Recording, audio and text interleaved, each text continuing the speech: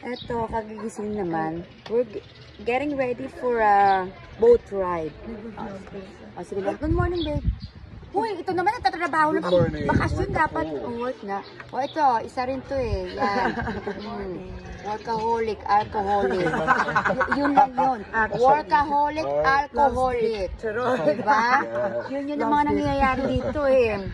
So, mamaya, ang tawag dito, rest, kaka-breakfast lang namin. Pupunta kami sa boat ride, mag-snorkeling lang. Tapos mamayang gabi mag-iinuman kasi kagabi behave kami. Nagpa-massage na kami kagabi and then we slept long hours. Tulog kami mga 9:30 na ata o 10 p.m.